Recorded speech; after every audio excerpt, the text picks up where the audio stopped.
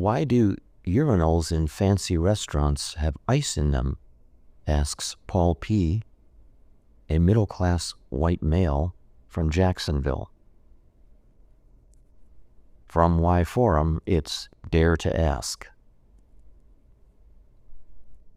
Jerry, 61, of New Britain, Connecticut, said, I always assumed it was an attempt to reduce odors in a classier way than using a perfumed urinal cake.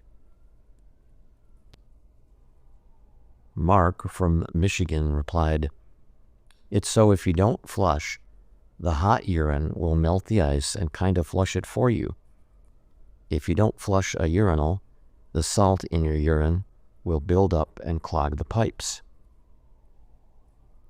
Wendy from Philadelphia said, It is thought that it keeps the stink down.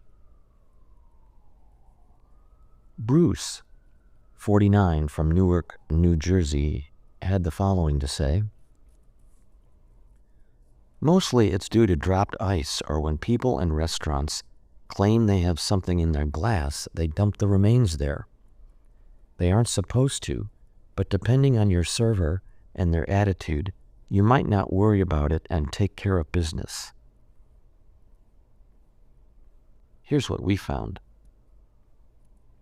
First, if we only knew what the seemingly pissy guy from New Jersey above was trying to say, all would be well with our water world.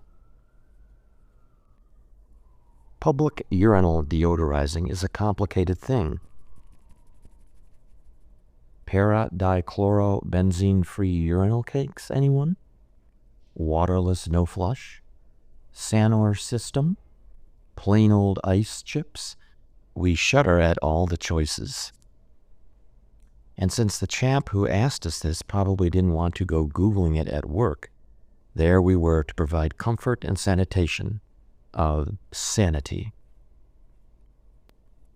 Turns out icy urinals aren't a hallmark of expensive hotels and restaurants, but of old ones, said Kevin Mall, president of Denver-based Restaurant Consulting Services Incorporated, at restaurantconsultingservices.com. It offers wisdom to the hospitality industry. He told us, with the sewer lines in older hotels, because they're so long, a foul odor can permeate up through the pipes. So if you keep ice in there, or even just water, it keeps the odor away. The melting ice creates a constant drip, enough to keep it away. Older hotels or eateries may still use iron pipes as well, and when iron and urine mix, it's nothing to sniff at. The newer places have PVC pipe, Mull said, so it's rare to find ice in their urinals. In older places, if there's no water or ice, the acidic urine hits the iron and can create a smell. Sit-down toilets have water in them, so ladies' rooms don't need ice, he added. Now, since we're talking to him, what all is in those fancy bathrooms that are off-limits to we of the proletariat anyway? Here's a quick list from Mall, and then we really have to go. Expensive hand lotion and French milled soap, mouthwash, breath mints, all linen towels, a seating area, top-of-the-line sink and water closet hardware, bidets, and in some off-the-chain cases, clear glass stall doors and walls that miraculously fog up upon closing the door. Now that's going in style. Oh, and of course, a concierge to make you feel all special inside. Excellent restrooms are extremely important to a place's success, Mall said. If it's important to the top management, it will trickle down, just like the ice.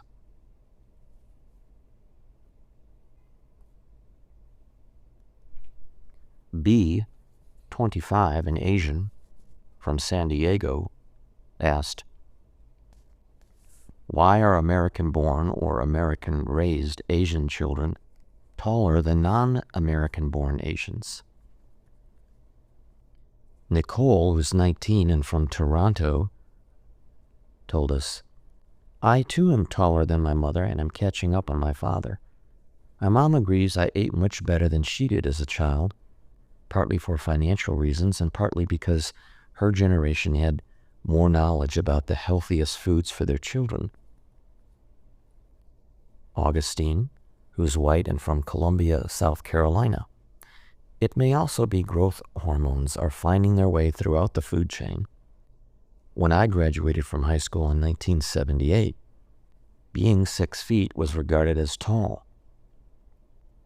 Now, heights of 6 feet 4 and above are not uncommon."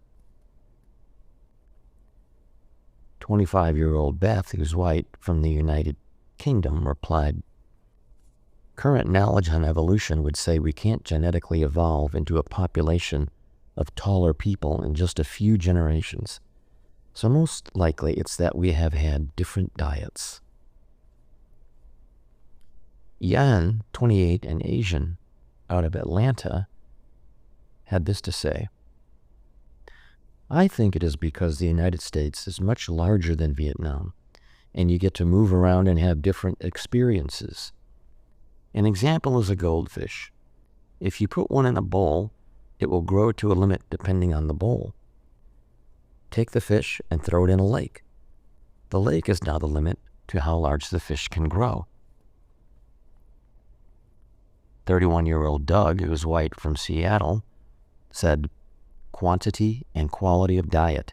Traditional cultures were aware of this. Aspiring sumo wrestlers in Japan eat a special high-protein diet in their teens to increase height and weight." Here's what we found. Well, we're just going to go on record here and state we don't think people get taller because they live on a larger landmass. So there. However, they likely do because of diet, said Laura Kelly, who has traveled the world studying culture and cuisine, lectures on Asian food, and published the cookbook, The Silk Road Gourmet. "What we thought were locked-in genetic potentials are turning out to be more plastic," she said. "Asian Americans aren't the only ones getting taller than their overseas counterparts, but it may seem more pronounced because they're moving from shorter heights of, say, 5'2" to 5'7" in just a generation and a half. The reason? More protein and calcium in the diet." She said, "Protein consumption in North America is huge compared to what most Asians even today eat. Eating a half-pound of meat is unheard of. They might eat some lamb and eat the eyeballs, shanks, everything. Here, we eat the muscle and get that nutritional value.